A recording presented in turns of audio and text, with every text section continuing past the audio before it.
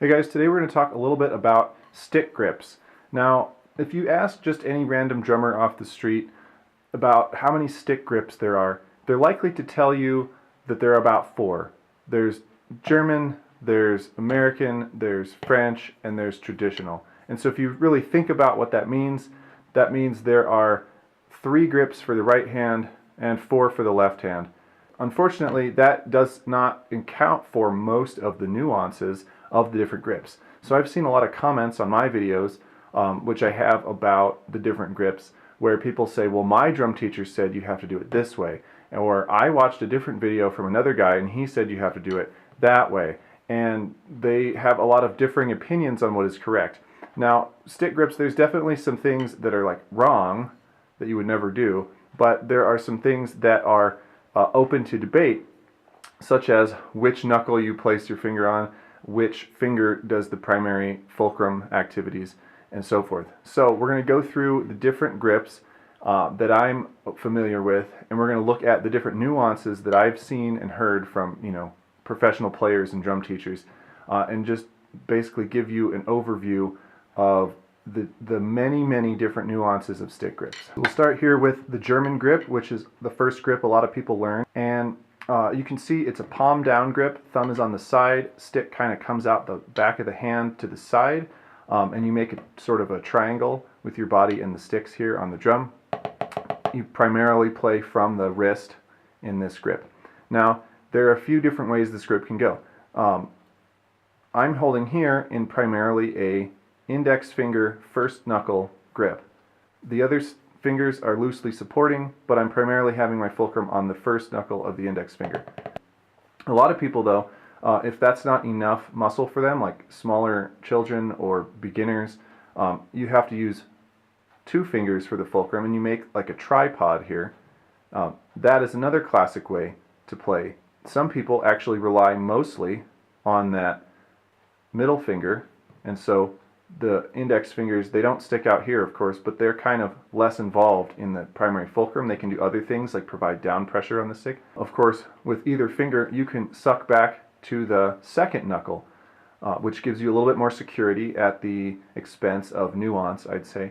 And so that would be a second knuckle, second finger grip, and this would be a second knuckle, first finger grip, which looks a little heavy-handed, but when you wrap your finger around, you can actually provide a little upward pressure from that index finger, and it's good for rolling sometimes. So that's not probably the most correct, but that is yet another variation. So if we just look at the German grip, we're actually looking at first finger, first knuckle, second finger, first knuckle, tripod, first knuckle, first finger, second knuckle, second finger, second knuckle, and I guess you could do tripod, second knuckle, although that's getting really restrictive. The stick doesn't really want to move around in your hand a whole lot.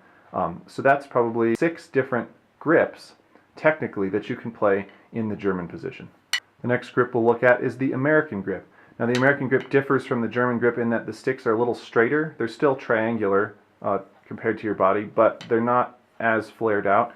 And instead of the stick coming out the side of your hand, it's now going to align with your hand. And the reason for this is the American grip is a grip in which you can use wrist strokes or finger strokes.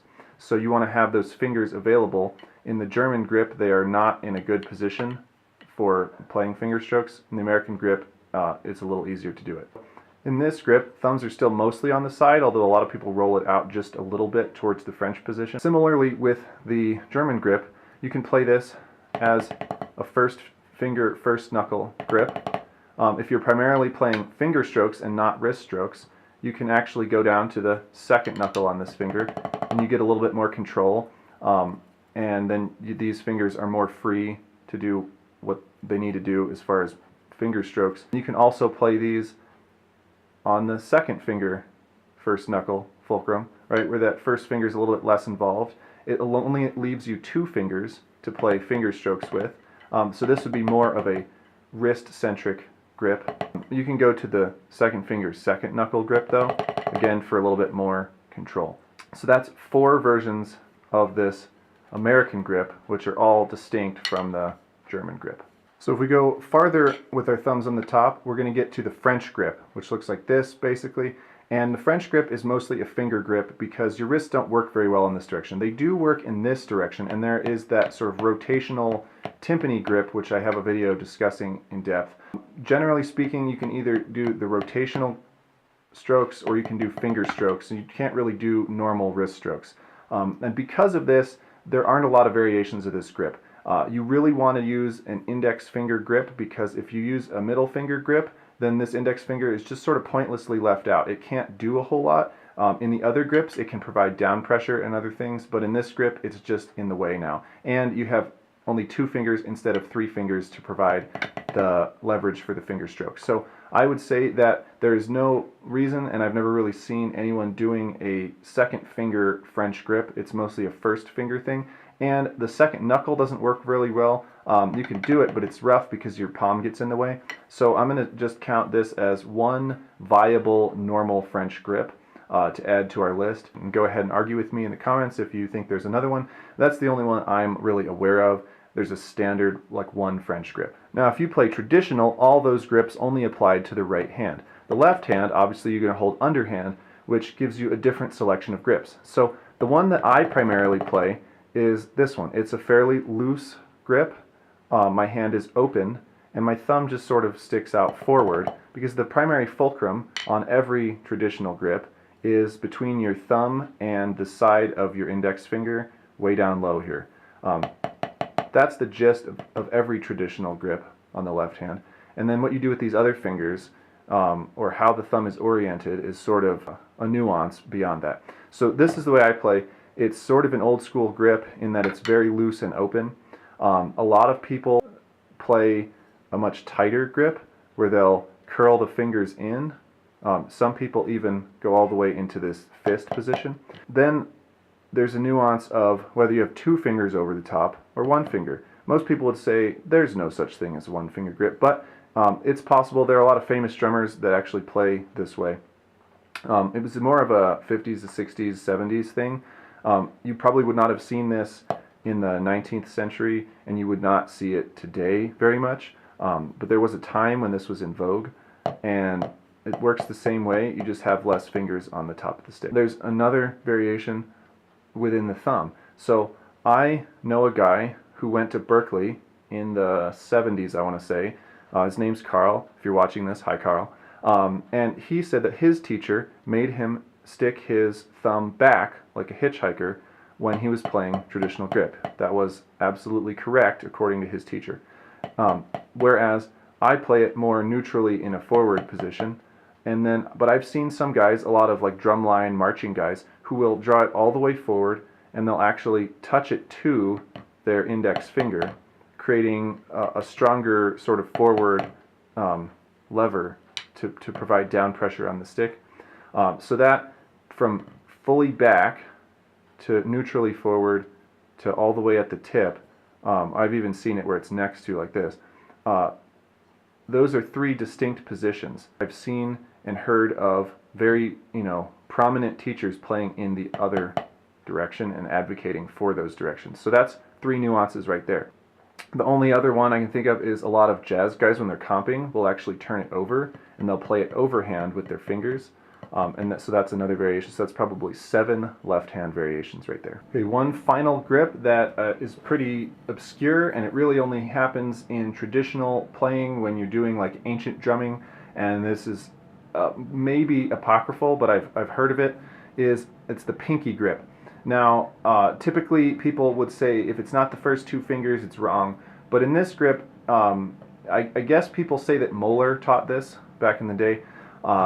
You take where your normal fulcrum would be on the stick, and you shift it from where your first or second finger would be to your pinky being there. So your pinky is at the normal fulcrum point. So you're really choked up, which is similar to how the left hand works. You take where your normal fulcrum would be and you shift it to your thumb there. Unless you're, Dave Weckl, who plays back here, typically your fulcrum in the left hand is here, and now your pinky grip, your fulcrum in the right hand is on the pinky here. So the sticks look real short coming out of your hands this way.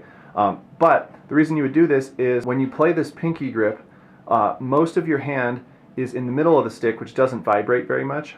Whereas when you play with the normal grips, most of your hand is back towards the end of the stick where it does vibrate a lot. So the pinky grip is for maximum volume in that, so it doesn't hurt your hand, basically. And you sort of play like this. It's a big wrist and arm type of stroke. And the stick kind of bounces around in here. You can use your index finger to provide down pressure for double strokes and stuff. But sort of no matter how hard you hit, it doesn't sting your hand. Whereas if you hold back here and really crack the stick down, it sort of stings your last couple fingers because the stick is vibrating back here. So that is not a grip that I advocate using in a modern context, but that is a variation of a grip that supposedly Moeller taught to people for maximum volume with minimum sting, the pinky grip. So just add that to the list. And then don't use it. So my math might be a little off, but I think if you add up all the variations of all the different grips between matched and traditional, there are 18 different nuances that I've shown here. Now some of them are a little outside the norm and you probably wouldn't see them, but at least probably 10 of these variations are quite normal, and people will tell you straight up that they think that they are correct and technically better than all the other variations. So when you're playing, they all have upsides and downsides, and so you should really think, if someone tells you, oh no, you must play a second finger first knuckle grip on your right hand, and you must hitchhike that thumb back and play a closed position on your left hand. If they make pronouncements like that, there is a reason why you would play that way, but it is not necessarily the exact goal that you might be going for. The upsides and downsides might conflict with your personal style or what you're trying to play at the moment.